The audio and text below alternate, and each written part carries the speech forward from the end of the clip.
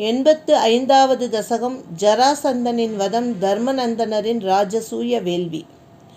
நாராயணா அகில குரு பகவன் நமஸ்தே.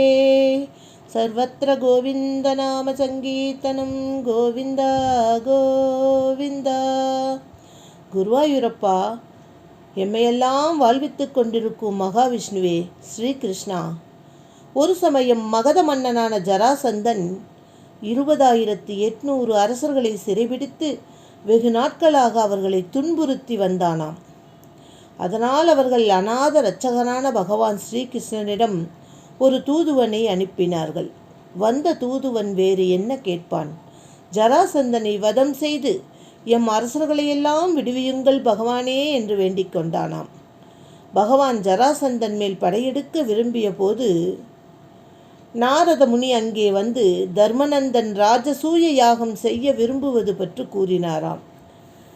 இப்படி ஒரே சமயத்திலே 2 காரியங்கள் வந்து நின்றது கண்டு பகவானே எதை முதலில் செய்யலாம் என்று கலக்கமுற்றிருந்த பொழுது, அப்பொழுது மந்திரியான உத்தவர், மந்திரி என்றாலே குழப்பமுள்ள நேரத்திலே சமயோஜனை வழங்குபவர் தானே மந்திரி, அந்த பதவியை உத்தவர் சரியாக பயன்படுத்தி கொண்டார்.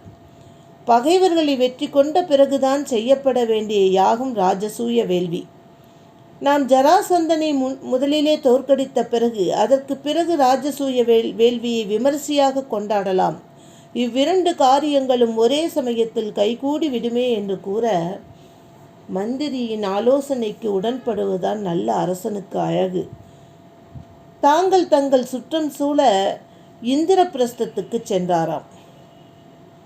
பகவான் தன்னுடைய 16,108 மனைவிமார்கள் அனைவருடனும் இந்திரபிரஸ்தம் வந்த பொழுது, பகவான் கடாட்சத்தினால் வலிமை பெற்ற தனது தம்பிகளால், அதாவது ஸ்ரீ கிருஷ்ணனுடைய கடாட்சம் மிக பரிபூர்ணமாக நிறைந்திருப்பவர்கள் தர்மராஜாவுடைய தம்பிமார்கள்.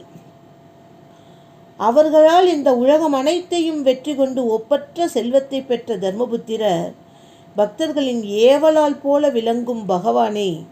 பக்தர்கள் ஸ்ரீ கிருஷ்ணா என்று கூப்பிட்டால் அவன் நமக்கு சேவகனாக எங்கிருந்தாலும் ஓடோடி வருவான் என்பதைத்தான் இங்கே நாராயண பட்டத்ரி பக்தர்களின் ஏவலால் போல் விளங்கும் பகவானே என்று குறிப்பிடுகிறார். பீமன், அர்ஜுனன் இவர்களோடு ஜராசந்தனை வெற்றி கொள்வதற்காக மகத தேசத்திற்கு அவர்களை அனுப்பிவிட்டாராம். இதுவன்றோ வியப்பு? தேவதேவனே, அதன் பிறகு பகவானுடன் மூவரும் மந்தன வேஷம் பூண்டு மகத தேச தலைநகராகிய கிரிவிரஜம் என்ற நகரத்தை அடைந்து அந்த மகத மன்னனிடம் மல்யுத்தத்தை வரமாக வேண்டினீர்கள். பகவான் தன்னுடைய திருக்கரங்களால் இறப்பை எய்த புண்ணியம் செய்யாத ஆத்மா அந்த ஜராசந்தன். இறப்பில் கூட புண்ணியம் செய்திருந்தால் மட்டும்தான் அந்த ஸ்ரீகிருஷ்ணனை நாம் நேரடியாக சந்திக்க முடியும். அந்த புண்ணியம் கூட ஜராசந்தன் செய்யவில்லை. ஆகவே ஸ்ரீகிருஷ்ணன் அவனோடு போரிடாமல் பீமனோடு போர் புரியும்படி செய்துவிட்டு பகவான் அர்ஜுனனுடன் மற்ற 2 மன்னர்களின் போர்த்திறனை பார்த்து கொண்டிருந்தாராம். வெற்றி தோல்வியின்றி ஓயாமல் நடக்கும் அப்போரிலே ஜராசந்தன் சிறிது கூட சளைக்கவே இல்லையாம். இது நீடிக்கிறது, இது முடிய வேண்டும் என்று கருதி பகவான் அவனை கொல்ல மனம் கொண்டு ஒரு மரத்தின் கிளையை ஒடித்து 2ஆக பிளந்து பீமனுக்கு மட்டுமே புரியுமாறு காட்ட, பீமனும் பகவான் ஸ்ரீகிருஷ்ணனின் உயிரல்லவா, ஸ்ரீகிருஷ்ணர் ஆசானாக கொண்ட பீமனும் அவ்வாறே ஜராசந்தனின் உடலை 2ஆக கிழித்து கொன்றானாம். அவனால் சிறைப்பட்டிருந்த 20,800 அரசர்களையும் மகிழ்ச்சியோடு விடுவித்து அவர்களுக்கு உயர்ந்த பக்தி என்பது இதுதான் என்பதை புரிய வைத்தாராம். நல்வாழ்வு பெறுவோமா என்ற ஆசை இழந்திருந்த அவ்வரசர்களை தர்மத்தை காப்பாற்றுவான் தர்மநந்தன் அந்த அரசை ஏற்றுக்கொள்ள கட்டளையிட்டாராம். அதன் பிறகு தர்மபுத்திரர் ராஜசூய யாகத்தை செய்ய தொடங்கிய பொழுது அங்கிருந்த அரசர்கள் அனைவரும் பல பணிகளை மகிழ்ச்சியுடன் வேலையாட்கள் போல செய்தார்களாம். உலக நாயகனே, பகவானே ஸ்ரீகிருஷ்ணனே, நம்முடைய குருவாயூரப்பன் என்ன வேலை செய்தார் என்றால், அந்தணர்களுடைய திருவடிகளை அலம்பி பூசனை புரிதல் முதலிய சேவைகளை செய்தாராம். அன்பு தோழிகளே, அன்பு உறவுகளே, இந்த சமயத்திலே நாம் பகவான் ஸ்ரீகிருஷ்ணரின் சேவையை நினைத்து பாருங்கள். அவர் யாருக்கு சேவை செய்தார்? உயர்ந்த குலத்திலே பிறந்த அந்தணர்களுடைய திருவடிகளை நம்முடைய பகவானே அலம்பி பூசனை புரிந்தாராம். ஆகவே நம்முடைய கடமை என்னவென்றால், நம் வாரிசுகளுக்கு நாம் சொல்லித்தர வேண்டிய யுக்தி என்னவென்றால், பகவான் ஸ்ரீகிருஷ்ணரே பூசித்த அந்தணர்களை எங்கு பார்த்தாலும் இருகரம் கூப்பி வணங்க வேண்டும். அவர்களுடைய ஆசீர்வாதங்களை நாம் முழுமையாக பெற்றுக்கொள்ள வேண்டும். அவர்கள் மனம் நோகும்படி எந்த ஒரு சமயத்திலும் நடந்து கொள்ளக்கூடாது. அவர்களுக்கு நம்மால் இயன்ற உதவியை, தான தர்மங்களை வாரி வாரி வழங்க வேண்டும். அப்படி வழங்கினால் நம் குலம் உயர்ந்து சிறக்கும் என்பதை நாம் புரிய வைக்க வேண்டும். பெருமை பெற்ற தர்மநந்தனரின் பாக்கிய சிறப்பை எப்படித்தான் வர்ணிக்க இயலும்? தர்மநந்தன் இப்படி அந்தணர்களுக்கெல்லாம் சிறப்பு செய்ததனால்தான் அவன் பாக்கியங்களை எல்லாம் பூரணமாக பெற்று ராஜசூய வேள்வியை செய்கின்றான். யாகம் முடிவுறும் போது செய்ய வேண்டிய கர்மங்களில் முதலே பூசலே புரிந்து பாராட்டப்பட வேண்டிய ஒரு செயல் யார் என்று கேட்க சகாதேவன் கூறுகின்றான். தர்மபுத்திரனே, அனைத்து ஜீவன்களிலும் ஆன்மாவாக விளங்குவது பகவான் ஸ்ரீகிருஷ்ணர் மட்டும்தான். அவருக்கு முதல் பூஜனையை செய்யுங்கள் என்று சொல்லினானாம். அதை கண்டு விண்ணவர் மன்னவர் அடங்கிய இவ்வுலகம் அனைத்துமே மன நிறைவடைந்து மலர் மாறி தூவி ஆமோதித்தனராம். பகவான் ஸ்ரீகிருஷ்ணருக்கு தர்மபுத்திரர் முதல் பூஜனையை செய்தாராம். அப்பொழுது சேதி மன்னவனான சிசுபாலன், பூஜிக்கத்தக்க முனிவர்களும் அரசர்களும் இந்த சபையிலே நிறைந்திருக்கும் பொழுது இடையர்களில் கடையனான ஒரு சிறுவனை எந்த முட்டாள்தான் மதித்து பூஜிப்பான்?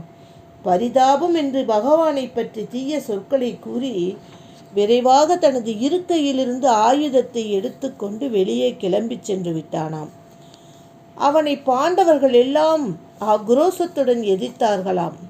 அவ்வாறு சிசுபாலனை எதிர்க்க வந்து தன்னை சேர்ந்தவர்களை தடுத்து நிறுத்தி பகவான் எதிர்த்து நிற்கும் பகைவனான சிசுபாலனின் தலையை அசுரர்களை பிளக்கும் சுதர்சன சக்கரத்தால் அறுத்தி தள்ளினாராம். முந்தைய முப்பிறவிகளில் இடையராது பகவானையே சிந்தித்து சிந்தித்து தூய்மை அடைந்த மனம் பெற்ற சிசுபாலன் எப்படி என்று பாருங்கள். 3 பிறவிகளில் இடையராது பகவானை சிந்தித்து தூய்மையடைந்த மனம் பெற்ற சிசுபாலன்தான் இந்த பிறவியிலே பகவான் ஸ்ரீகிருஷ்ணரை எள்ளி நகையாடி அவர் மூலமாக மோட்ச பதவியை பெறுகின்றான். யோகிகளாலும் அடைவதற்கரிய பகவானுடைய உத்தம சாயுஜ்யத்தை, அதாவது சிசுபாலனின் அந்தராத்மா பரமாத்மாவோடு பகவானோடு ஒன்றுதலை அடைந்தானாம். அந்த பாக்கியம் ஜராசந்தனுக்கு கிடைக்கவில்லை பாருங்கள். பெருமை பெற்ற ராஜசூய யாகம் பகவானால் நன்கு நடத்தி வைக்கப்பட்ட பிறகு மக்கள் அனைவரும் தர்மநந்தனர் சிறந்து விளங்குகிறார், ஸ்ரீ பகவான் ஸ்ரீகிருஷ்ணன் சிறந்து விளங்குகிறார் என்று வாழ்த்திக்கொண்டே சென்றார்களாம். ஆனால் தீயோனான துரியோதனன் மட்டும் மயனால் நிர்மாணம் செய்து தரப்பட்ட அந்த சபா மண்டபத்தில் நிலத்தை நீரென்றும் நீரை நிலமென்றும் நினைத்து மதிமயங்கி தாயாதிகளான பாண்டவர்களின் செல்வச் சிறப்பை கண்டு பொறாமையினால் மனம் வெதும்பினானாம். பிரபுவே ஜனார்த்தனா! அப்பொழுது துரியோதனன் அறியாமையால் சறுக்கி விழும்போது திரௌபதிக்கும் பீமசேனனுக்கும் எழுந்த சிரிப்பை, துரியோதனன் அறியாமையினால் சறுக்கி விழும்போது திரௌபதிக்கும் பீமசேனனுக்கும் எழுந்த சிரிப்பை பகவான் தங்கள் கடைக்கண் பார்வையால் சிறிது வளரச் செய்ததாம். பூபாரத்தை ஒழிக்க விதை விதைத்தாக ஆயிற்று. புரிகிறதா தோழிகளே? பூபாரத்தை ஒழிக்க விதை விதைத்ததாக ஆயிற்று. அந்த துரியோதனனை பார்த்து திரௌபதியும் பீமசேனனும் சிரிப்பை அடக்க முடியாமல் சிரித்து விட்டார்களாம். வந்தது பாரத போர். இனி வரும் தசகங்களில் பாரத போரின் விளைவுகளை பார்ப்போம். இந்த பூபாரத்தையே ஒழிக்கின்ற விதை அன்றுதான். துரியோதனனை பார்த்து திரௌபதியும் பீமசேனனும் சிரித்த அன்றுதான் விதையாக விதிக்கப்பட்டது. அத்தகைய குருவாயூரப்பா, இத்தனை உலகத்தில் உள்ள கர்மாக்கள் அனைத்திற்கும் காரணகாரியராக விளங்குகின்ற குருவாயூரப்பா, எனக்கு ஏன் எதற்காக இந்த வாத நோயை ஏற்றுக்கொண்டேன் என்பதையும் கொஞ்சம் கொஞ்சமாக புரிய வைத்து கொண்டுதான் இருக்கின்றாய். இருந்தாலும் இந்த வாத நோயின் வலியை என்னால் தாங்க முடியவில்லை. என்னையும் நோயினின்று காப்பாற்றுங்கள் என்று நாராயண பட்டத்திரி பகவான் குருவாயூரப்புடன் தன்னுடன் வேண்டுதல்களை வைத்து இந்த தசகத்தை இனிதே முடிக்கின்றார். ராதே கிருஷ்ணா.